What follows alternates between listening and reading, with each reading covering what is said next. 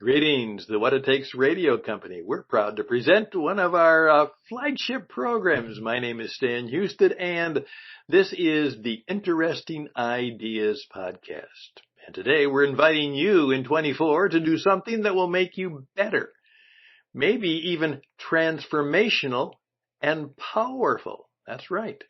And guess what? We're going to start by doing your own Super Bowl commercial. Well, let's find out what that might be like.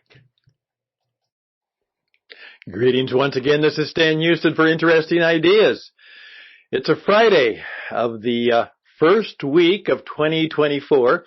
And as I've mentioned even before, it's already a rather challenging year that is ahead of us.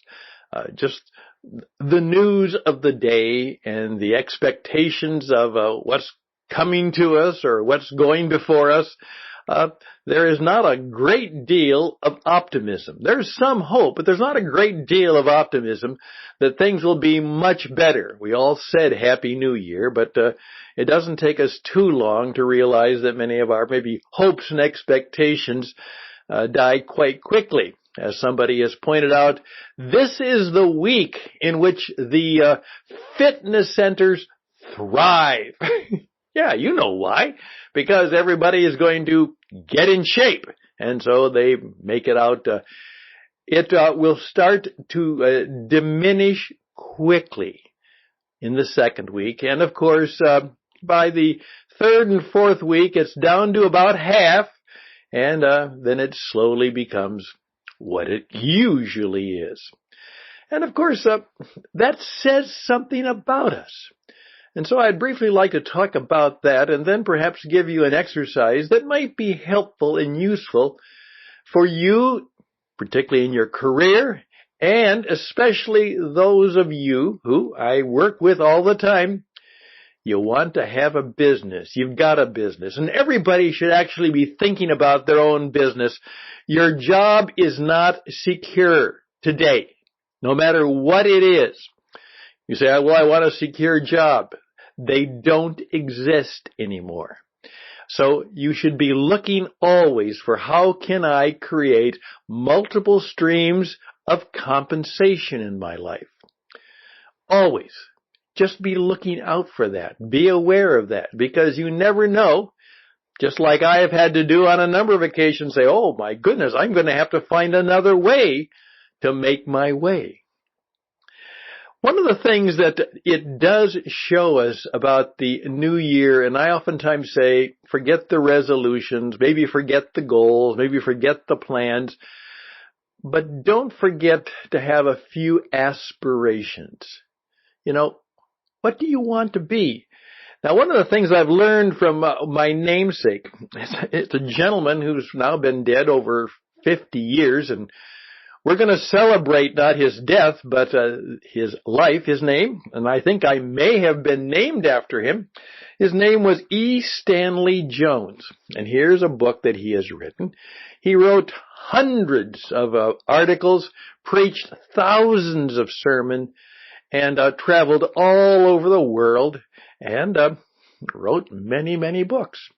He was primarily an evangelist. He was speaking and teaching about Jesus and the Christian view of life, though he oftentimes did not use that word to describe it.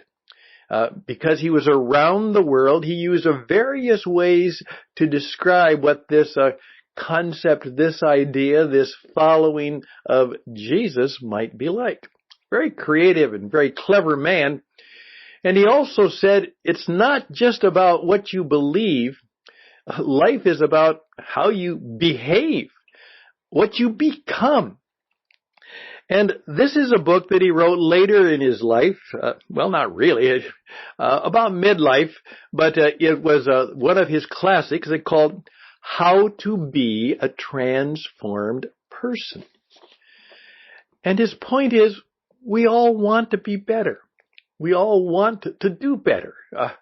We want things to be better for us. Now, I've had 3 wonderful dogs, and they were quite content with their life.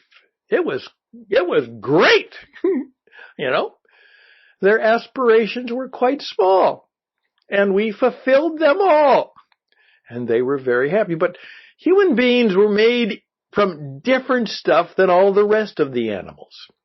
We were given a little bit of a divine spark, whether we like it or believe it or know it or act like it or not. And part of that is that we're seeking things to be better. And we take a whole lifetime of doing things that we want to be better. And the problems usually come is that the things we think will make us and help us be better sometimes don't do that. They're very disappointing. And then sometimes they're just the opposite. They make it not better, but better. So I would ask you to think about this. Now, again, oftentimes I will say, well, what's missing in your life right now? Not that something's bad, but is there something missing? What do you really want to be right now? What do you want to do right now? Who do you really want to help and serve right now? You're living life pretty much as you perhaps want it in most cases, but oftentimes there is that deep understanding. You say, this isn't really, I think I could do more. As I oftentimes point out, about 80% of the population says, oh, I'd love to write a book someday, or there's 60% who would like to own a restaurant someday. Of course, as every restaurant owner will tell you, you don't know what you're asking. But it's that aspiration, to do something that makes a mark in some way and gives us a little bit more of a sense of purpose and energy and perhaps well-being. And so that's what my friend E. Stanley Jones is saying. There are ways to actually do what might not just improve, which would be good, not just make it better, which would be maybe even better, maybe not even to make it great, but to actually make it transformational. It's changed. And it's changed not in little degrees, but it's changed in kind. You're a different kind of person. And so for those who aspire to that, or perhaps are inquiring about that, that's what the book is about. And I would just encourage you to do a little bit of that work. To simply say, as I did this year, like I told a number of you, I had a terrible beginning to the year, but so a lot of things went wrong, but I've always been an aspirational person, and now I'm working very hard to correct the things that went wrong and to aspire to things that will make life better for me and my family and for those I care for and for my clients and customers and those people who have any contact with me and the many businesses that I run. So may I encourage you just to take that time to think about. Also, at this time of the year, I have a great exercise which I encourage every business person to do. And no matter what your business is. And by the way, as I tell people, even if you have a job, if you view it not as, quote, I work for XYZ company or whatever, but I'm working with them at the present because I am my own business. I am, the master of my own starship enterprise, or I want to be. And by the way, we can teach you how to build your own starship enterprise. There are 7 steps, and we'll teach you that this year. But what if you had the opportunity to do a Super Bowl commercial about you or about you and your business? Yeah. And that's the kind of game we're going to play where we tell people somebody that loves you and cares about you and has heard you say, I just wish I could let more and more people know what I can do and what my business can do. they call your bluff with a, 15, 20, $10 million gift.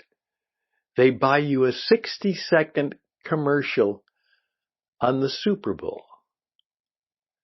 60 seconds, 150 million people. What would you do? And the caveat is, you can't hire some of those fancy production PR companies to do it. You can get a little bit of their help, but you have to write it. You have to design it. You have to do it yourself. You've got 60 seconds to tell a story, do a promotion, demonstrate something where people would say, that's interesting. I think I'll look further into that. I think I'll buy that. What would you do? What would you say? What would be the performance you would give or put on if you had 60 seconds and you had to do a truly pretty profound, but don't get caught up in all the hype that the other people do. How do I tell a story that attracts people in and they take the invitation to inquire and maybe even buy?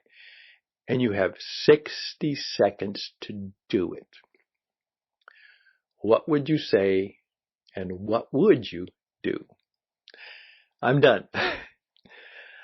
Now I'm done with my Friday. I've done my planning for next week.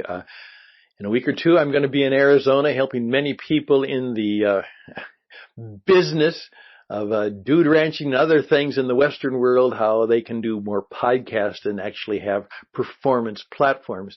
So they will build their business. And guess what?